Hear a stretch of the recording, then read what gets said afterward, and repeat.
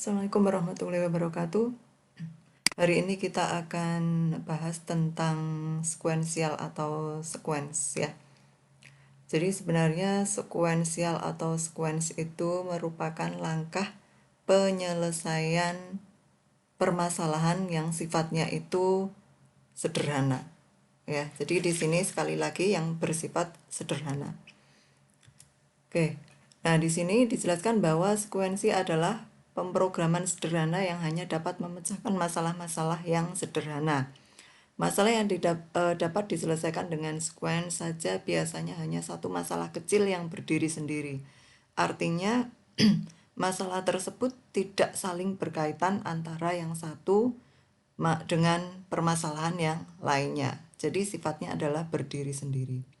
Oke, kalau di pembahasan sebelumnya kita sudah membahas tentang penyampaian algoritma, salah satunya itu dengan menggunakan flowchart. Maka kita juga lihat bahwa salah satu jenis flowchart adalah sequence ya. Kemudian kita juga sudah sedikit singgung tentang pseudocode yang merupakan salah satu cara dalam penyampaian algoritma juga. Jadi nanti kita akan gunakan flowchart, kemudian pseudocode. Nanti kita juga akan lihat implementasinya dalam bahasa pemrograman itu seperti apa. Oke, kita lanjutkan. Sequence merupakan struktur kontrol algoritma yang paling sederhana. Makanya dia tadi dipakai untuk memecahkan permasalahan-permasalahan yang sifatnya itu masih sederhana. Sequence merupakan sederet instruksi primitif atau aksi yang dieksekusi atau dilaksanakan oleh komputer secara berurutan sesuai dengan urutan penulisannya. Yang dimaksud instruksi primitif adalah instruksi yang sederhana, misalkan jumlah sama dengan A kali B. Nah, itu instruksi primitif. Ya, jadi tidak ada suku proses yang lainnya. Misalkan A kali B dalam kurung B plus C. Nah, seperti itu. Ya, jadi dia sifatnya itu masih primitif, berdiri sendiri. Nah, kemudian salah satu contohnya yaitu terdapat instruksi misalkan untuk menampilkan angka 1, 2, 3 sampai dengan N. Maka instruksi itu akan dijalankan atau dieksekusi mulai dari instruksi yang pertama, instruksi yang kedua, sampai instruksi yang ke N gitu ya. Nah, contoh di sini kita akan menampilkan program Hello World ya. Nah, kemarin kita masih ingat tentang bahasan tentang pseudocode ya, di mana pseudocode itu salah satu ciri pseudocode itu dia ada bagian deklarasi, kemudian dia juga ada bagian algoritma. Saya ulangi lagi bahwa bagian deklarasi itu merupakan bagian yang dipakai atau digunakan untuk mendeklarasikan variabel-variabel yang kita gunakan, kemudian beserta tipe data dari masing-masing variabel. Kemudian algoritma, yaitu bagian algoritma ini digunakan untuk menuliskan semua perintah yang akan dilakukan di dalam program ya. Nah, contoh di sini yaitu program mencetak tulisan Hello World di layar berdasarkan inputan user, yaitu nama user yang Anda masukkan. Nah, nanti salah satu inputnya yaitu nama. Berarti kita perlu wadah atau variabel untuk menyimpan nama yang kita inputkan.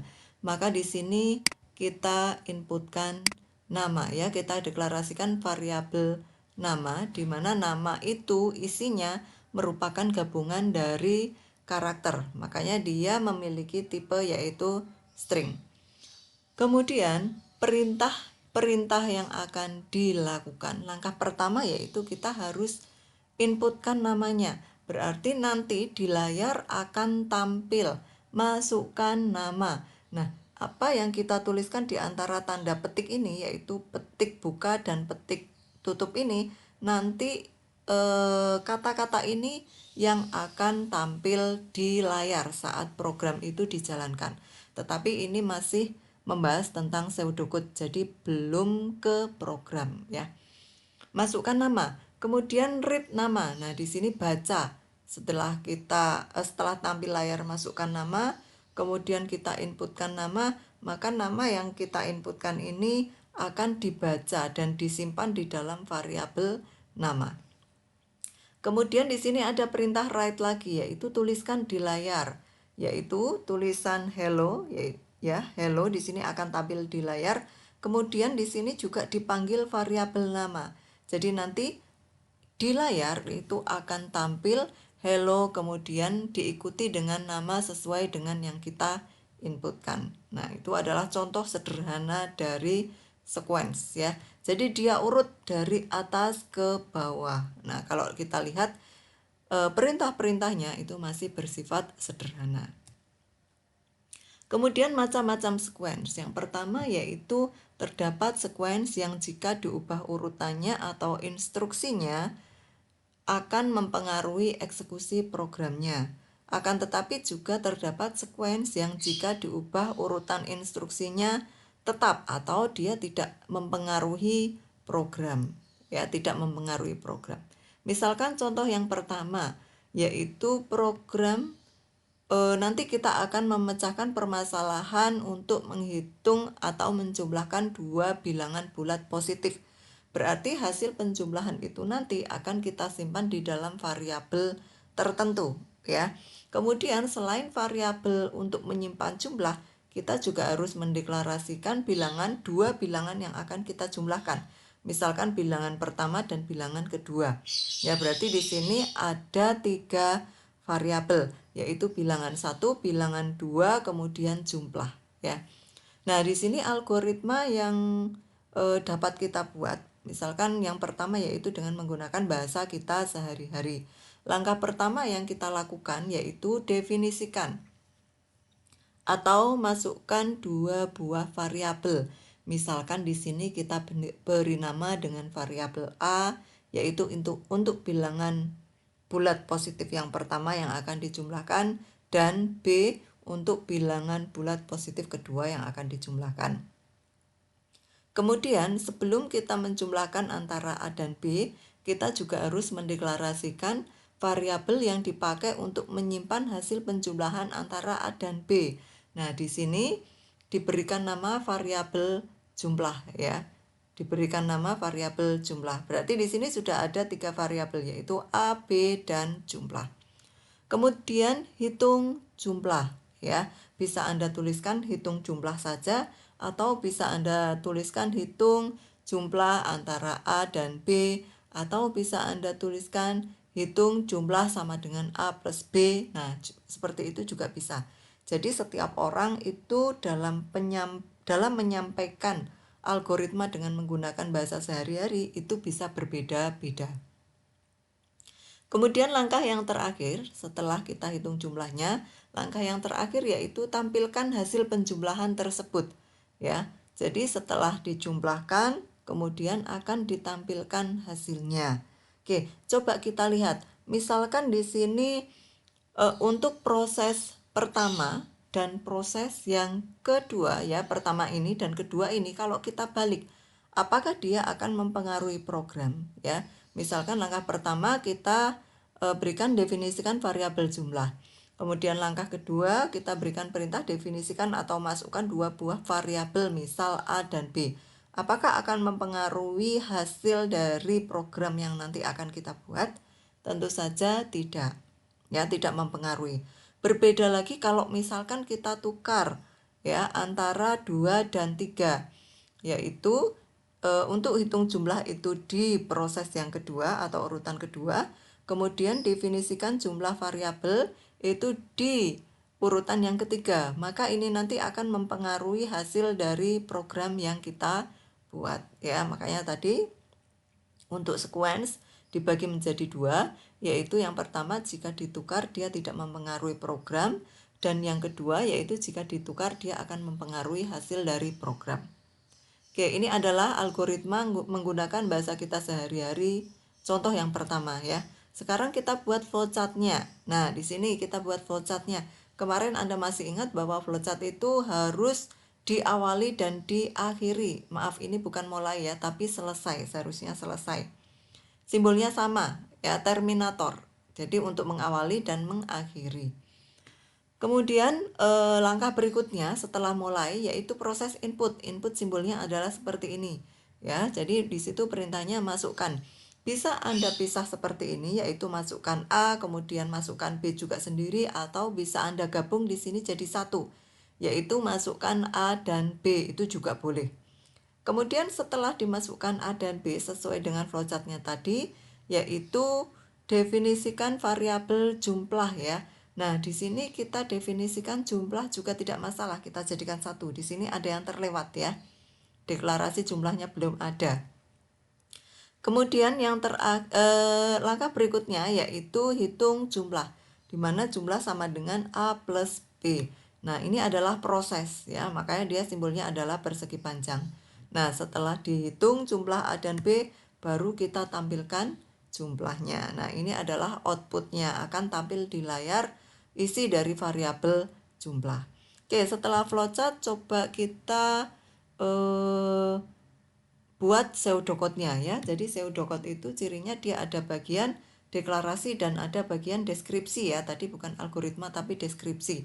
Di mana deskripsi itu berisi algoritma atau perintah-perintah ya. Kemudian deklarasi. Deklarasinya tadi ada A, B, di mana A, B adalah bilangan bulat positif yang akan dijumlahkan. Tipenya integer karena dia adalah bilangan bulat. Ini berarti adalah input. Kemudian ada variabel jumlah. Jumlah juga tipenya integer karena AB adalah integer, maka jumlah adalah integer. Nah, di sini dia sebagai output. Kemudian di bagian deskripsi ya, di bagian deskripsi, langkah pertama yang kita lakukan adalah kita harus memasukkan A dan B dulu ya, nilainya berapa untuk A kemudian untuk B. Nah, setelah dimasukkan baru kita jumlahkan, di mana jumlah ini kalau pseudocode kita tidak menggunakan sama dengan tapi panah ke kiri ya, atau proses assignment, di mana jumlah itu diberi nilai A plus B. Kemudian langkah terakhir yaitu tampilkan variabel jumlah. Nah, dalam menuliskan nama variabel Anda harus konsisten, artinya sama ya. Misalkan di atas di bagian deklarasi jumlah menggunakan J besar, maka di bagian deskripsi pun kalau kita memanggil variabel jumlah, di sini penulisannya harus sama, jumlah dengan J besar ya, harus sama gitu ya. Oke, itu adalah pseudocode-nya. Kemudian bagaimana dengan programnya ya? Nah, di sini programnya kita menggunakan bahasa C++ ya. Di mana di dalam bahasa C++ itu nanti kita akan pelajari lebih dalam di dalam praktikumnya ya, praktikum Alpro. Tapi di sini sekedar perkenalan saja, dia ada header file. Header file itu yang ada hashtag-hashtag ini ya. Hashtag include con.io.h, stdio.h. Nah, ini maksudnya apa? Nanti akan kita pelajari di praktikum. Ini adalah header file. Kemudian setelah header file di sini ada bagian deklarasi. Deklarasi variabel yang akan digunakan. Nah, di sini penulisannya berbeda dengan pseudocode. Kalau pseudocode tadi variabelnya dulu, kemudian baru tipe datanya, tapi kalau di dalam programnya itu tipe datanya dulu. Kita tuliskan tidak usah semuanya ya, tapi 3 huruf yang pertama, int, artinya tipenya adalah integer, yaitu A, kemudian koma B, kemudian koma jumlah.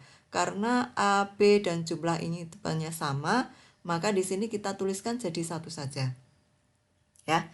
Kemudian yang perlu Anda perhatikan selain header file, kemudian main program atau program utama ini adalah baris yang keempat ini, maka setiap perintah itu diakhiri dengan tanda titik koma. Ya, titik koma. Kemudian ini apa? Ada double slash 2 kali var global. Ini hanya sebagai narasi saja ya. Jadi dia tidak akan dikerjakan oleh program. Ini untuk memudahkan programmer dalam mengingat kembali bagian-bagian dari program yang akan mereka buat, yang dibuat ya. Jadi ini adalah bagian variabelnya, kemudian mana yang bagian perintahnya, mana yang bagian prosedur dan fungsi, nanti akan sampai pada pokok bahasan prosedur dan fungsi juga. Oke, kemudian setelah deklarasi algoritma, di sini ada program utama ya. Program utama itu berisi semua perintah yang akan dikerjakan di dalam program. Nah, semua perintah tersebut dituliskan di antara kurung kurawal buka dan kurung kurawal tutup ya, yaitu baris kelima dan baris ke-11. Oke, sekarang perintah pertama yang akan dilakukan yaitu kita akan memasukkan nilai untuk A dan B. Berarti nanti akan tampil di layar. Tampil layar untuk C++ dengan menggunakan perintah printf ya. Apa yang akan ditampilkan kita tuliskan di antara petik ganda ya. Petik atas buka, kemudian petik atas tutup. Nah, inilah yang akan tampil di layar. Ingat, dia dituliskan di antara tanda kurung buka dan kurung tutup. Berarti apa yang kita tuliskan di antara tanda petik ini dia akan ditampilkan di layar pada saat program dijalankan. Oke, di sini titik koma artinya dia selesai ya perintahnya. Kemudian disusul dengan perintah yang lain. Scanf ini sebenarnya bisa Anda tuliskan satu deret seperti ini atau Anda tuliskan di baris ke-7 juga boleh. Scanf artinya kita akan scan ya, kita akan tangkap nilai yang Anda masukkan tadi di sini sebagai variabel A.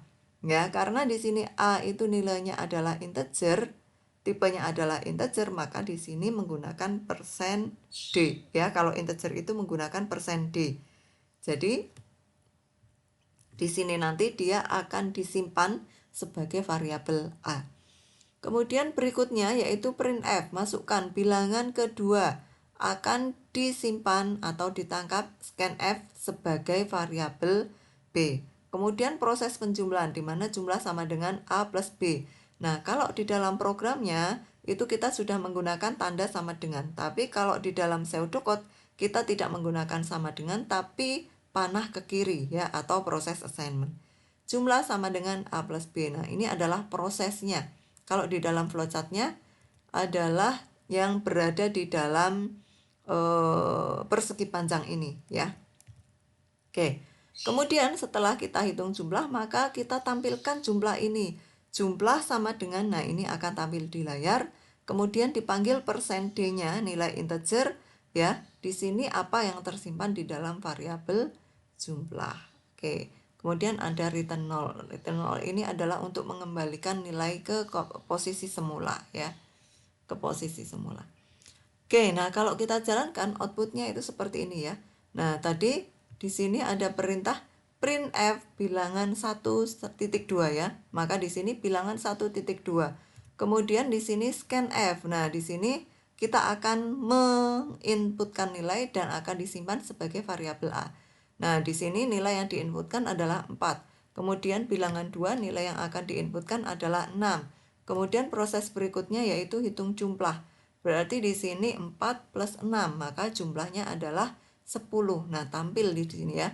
Jumlah sama dengan dipanggil di sini variabel jumlah. Berarti adalah ini prosesnya. Jumlah sama dengan 10. Oke, itu adalah contoh yang pertama.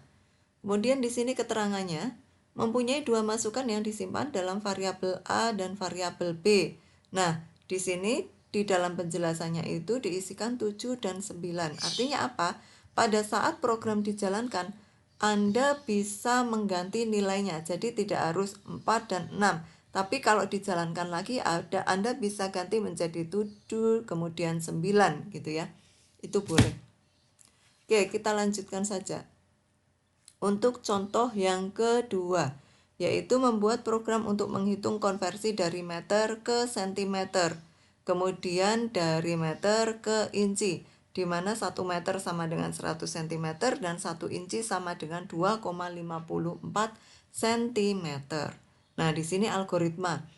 Untuk menghitung dari meter ke sentimeter berarti kita harus deklarasikan dulu meternya itu berapa, sentimeternya.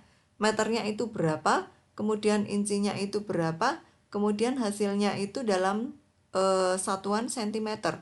Berarti di sini paling tidak ada 3 variabel ya, yaitu meter, definisikan atau masukkan variabel meter, kemudian variabel sentimeter ini nanti hasil konversinya, kemudian ada variabel inci ya.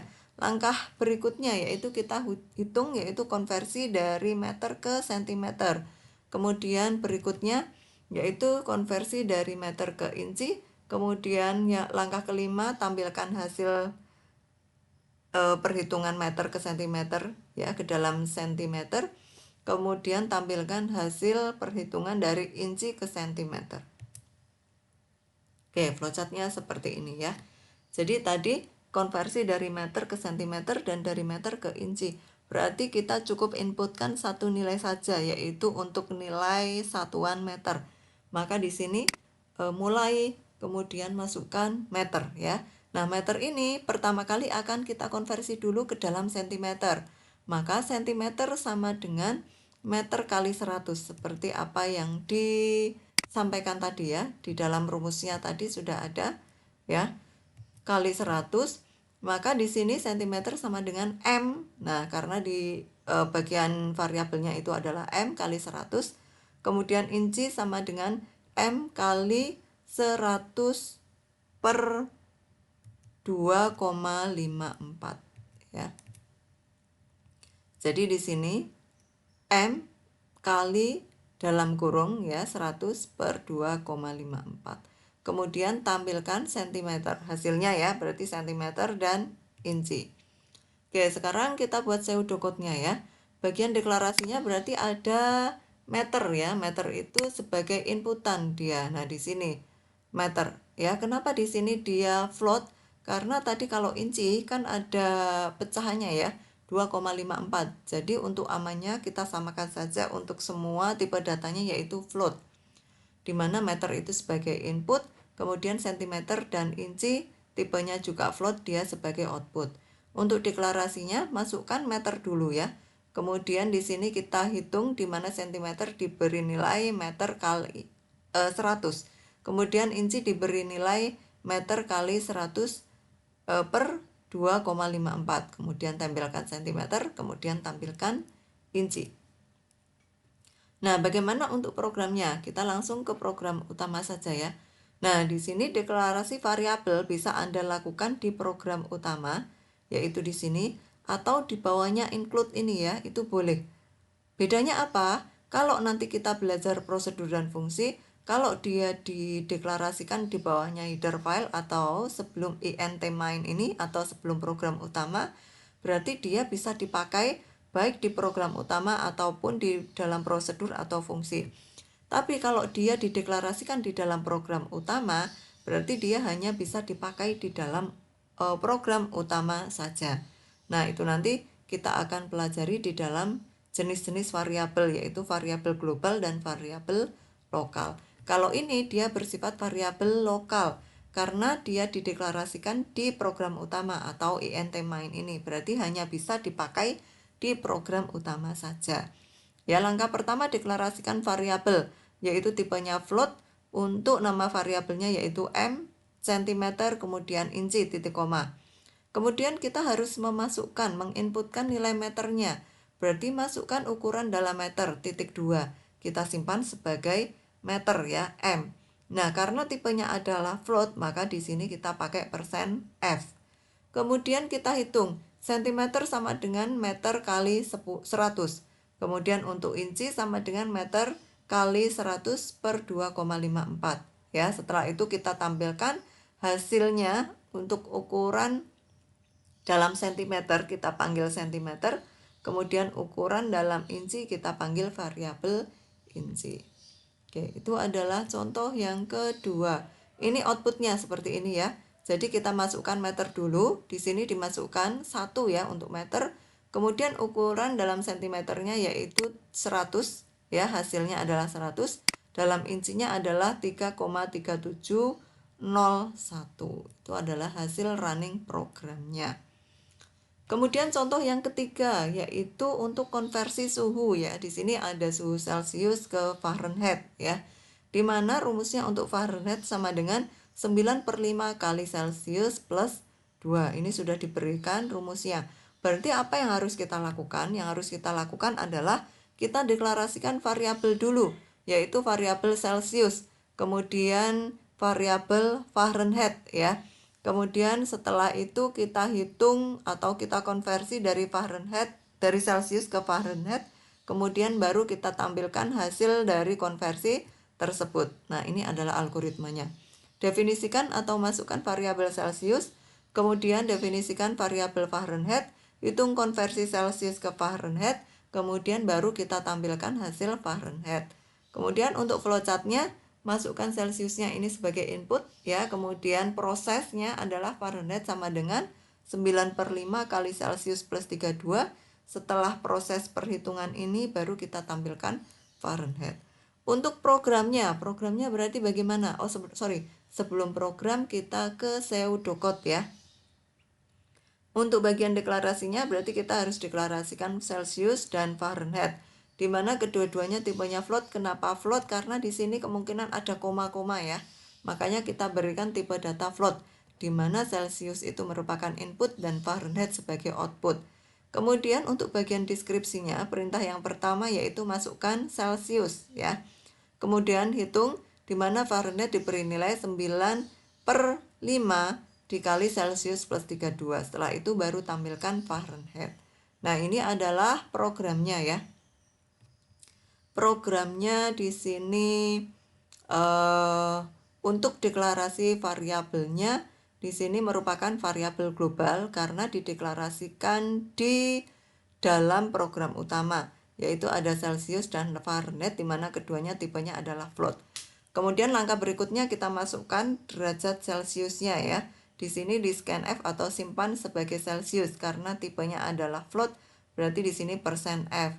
Kemudian dihitung, di mana Fahrenheit sama dengan 9/5 kali Celsius plus 32, baru kita tampilkan di layar hasil dari konversi ke Fahrenheit. Di sini tampilkan Fahrenheit titik 2, kita panggil %F-nya ya, yang tersimpan di dalam variabel Fahrenheit. Kemudian hasil akhirnya bagaimana?